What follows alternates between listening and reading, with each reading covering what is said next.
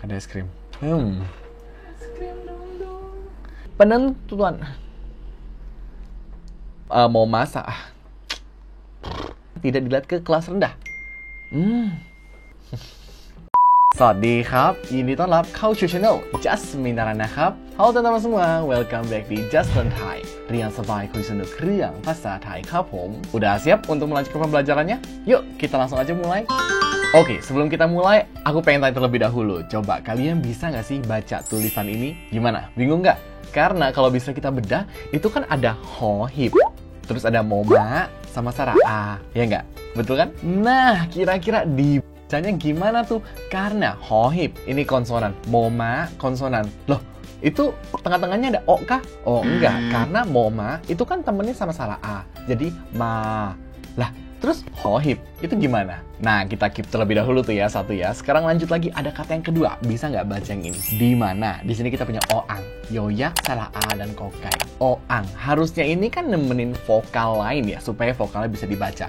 Tapi kali ini oang, ini tidak ada vokalnya. Gimana tuh bacanya? Gimana? Tahu cara bacanya? Apa pernah ketemu dengan kasus serupa? Kalau misalnya pernah, yuk kita bahas. Jadi, hohib dan oang yang ada pada dua kata tadi tidak berperan sebagaimana mestinya. Jadi kayak bisa kita sebut kayak ada tugas khususnya gitu. Dan supaya nggak pusing, kita bahas satu persatu ya. Yang pertama, kita masuk dulu ke hohib. Pertanyaan pertama, hohib adalah kelas apa sih? Ada yang ingat? Yap, hohib adalah kelas tinggi. Nah, selain berperan menjadi konsonan H yang merupakan aksara kelas tinggi, dia memiliki tugas lain nih. Tugas apa tuh? Yaitu adalah tugas untuk mengajak seluruh aksara kelas rendah untuk mengikuti peraturan penentuan nada dari aksara kelas tinggi. Oke gini, sekarang coba buka tabel penentuan nadanya. Punya kan ya? Dan ya bisa dilihat di tabel yang kanan dan kiri, ini dua-duanya ada kelas menengah, kelas tinggi, dan juga kelas rendah, ya kan? Nah, kita lihat lagi ya, hohib tadi akan mengajak seluruh aksara kelas rendah mengikuti peraturan penentuan nada kelas tinggi. Di mana harusnya kan kalau kelas rendah, ya lihatnya tabelnya yang penentuannya kelas rendahnya, ya kan?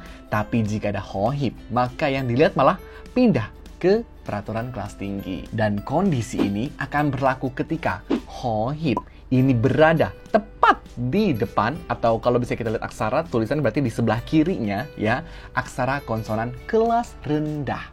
Harus rendah ya. Oke, kita balik lagi coba ke contoh yang pertama tadi. Kita ada hohib, moma, dan juga saraa, ya kan? Kalau misalnya tanpa hohib, kita bedah nih ya, moma dengan saraa, ya kan? Ini kan dibaca ma, clear? Udah ya, dibaca ma. Dan kalau kita lihat penentuan nadanya, maka kita bertemu dengan kelas rendah dan suku kata hidup. Betul? Jadi dilihat di penentuan nada, maka ketemu dengan siang saman. Dibacanya flat. Ma. Oke? Tapi kalau bisa ada hohib di depannya, penentuan nada yang harusnya kita lihat ke kelas rendah, ini kita lihatnya ke kelas tinggi. Tabelnya tuh. Jadi naik ke yang tinggi. Ya, naik itu masuk ke atas ya, di tabelnya kan tuh di bawah rendah ya. Naik ke atas tuh yang tinggi, kita lihat tinggi dengan suku kata hidup, maka siang cetawa. Maka nadanya akan berubah menjadi siang cetawa, jadinya ma. Jadi ya bisa kita bilang kemunculan hohib di sini hanya akan mempengaruhi ke nada bacanya. Sedangkan saat kita melafalkannya, ya itu tetap M dan A-nya doang. Jadi ma doang, nggak ada h-nya. Jadi jangan sampai dikasih h sama sekali, bener-bener nggak ada ya. Itu cuman untuk memberikan informasi bahwa nadanya dirubah. Dan ya beda nada, beda arti. Ma artinya datang dan ma artinya adalah anjing. Paham? Oke, kalau bisa udah paham, lanjut pertanyaan selanjutnya. Kenapa mesti dirubah ke kelas tinggi? Karena kan repot ya, kenapa nggak dari awal aja pakai kelas tinggi aja udah aksaranya? Nggak usah pakai kelas rendah terus diubah kelas tinggi. Oke, aku jawab ya. Tapi sebelumnya untuk jawabanku ini bukan berdasarkan buku gitu, jadi kayak nggak textbook. Ini kayak berdasarkan logikaku dan yap, aku rangkum sendiri menjadi jawaban yang logis aja gitu. Oke, kalau bisa kita lihat, aksara kelas rendah itu kan banyak banget ya. Ada banyak banget suara-suara yang ada di kelas rendah, tapi nggak ada di kelas tinggi. Betul? Nah, pastinya banyak banget dong kata-kata yang membutuhkan suara-suara tersebut, tapi dengan nada siang cetawa. Kalau misalnya kalian lihat di tabel, coba cek. Kelas rendah, peraturannya, itu nggak ada yang hasilnya siang cetawa.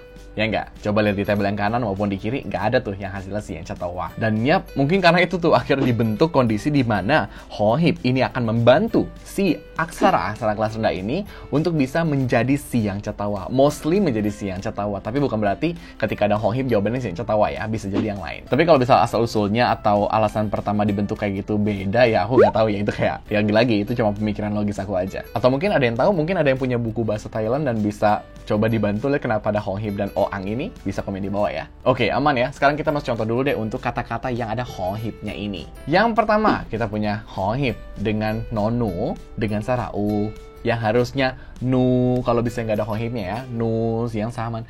Karena ada hohib, dia akan menjadi nu. Kenapa? Karena kelas tinggi bertemu dengan suku kata hidup. Oke? Lanjut lagi yang kedua. Kita punya kata ini, di mana kita punya hohib dengan rorea, ya, dengan vokal apa? Hati-hati vokalnya. Ini adalah vokal Nah, hati-hati ya. Dan di sini aslinya kan dibacanya re siang saman. Karena ada hohibnya, dibacanya menjadi re. Dan yang terakhir kita punya hohib nonu dengan salah a. Tapi di sini ada tanda bacanya nih. Tanda baca apa? Maitho. Oke? Jadi dibaca gimana? Dibacanya bukan bukan siang tri. Kenapa bukan siang tri? Kan itu kan rendah ketemu maitho, pasti siang tri dong. Oh, ingat ada hohib. Jadi peraturannya kita lihat ke kelas tinggi. Jadinya tinggi dengan maitho akan jadi siang tho. Baca yang benernya adalah Oke? Dah, clear ya? Udah nggak ada masalah ya? Udah total oke ya? Kalau gitu langsung aja kita masuk ke aksara kedua kita, yaitu kita punya oang. Dan ini akan cepet aja, kenapa? Karena sejujurnya akan sama dengan hohib tersebut. Cuman, hohib ini kan kelas tinggi, oang ini kan kelas menengah. Jadi, yang ada di depan oang nanti ini akan pindah ke peraturan kelas menengah. Tapi, yang bisa dirubah oleh oang ini cuma satu aksara. The one and only, yaitu adalah apa? Aksara yoyak.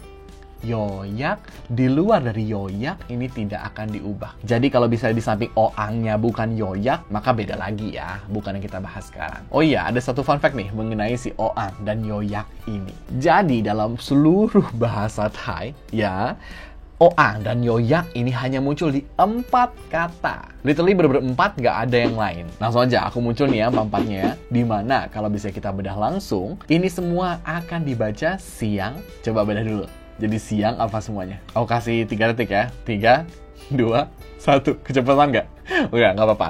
Jadi semuanya ini akan menjadi siang Dimana kita punya kata ya, yu, yang, dan terakhir yak. Jadi yap, kalau misalnya inget teorinya ya dibedah aja. Kalau misalnya hafal 4 kata ini dan ketika bertemu kayak oh udah fix siang ya nggak apa-apa, apalin aja. Karena ini literally cuma 4, nggak bakal ada lagi yang lain. Oh iya, kemunculan si hohib sama oang ini nggak ngasal-ngasal ya. Maksudnya nggak kayak kita pengen bikin, pengen dijadiin siang catawa atau dijadiin siang ini, akhirnya kita taruh hohib atau oang depannya, itu nggak bisa. Jadi memang udah ada katanya yang seperti itu, maka kita nggak boleh bikin-bikin sendiri. Bahkan ya, ada contoh kata di mana kita punya kata nah.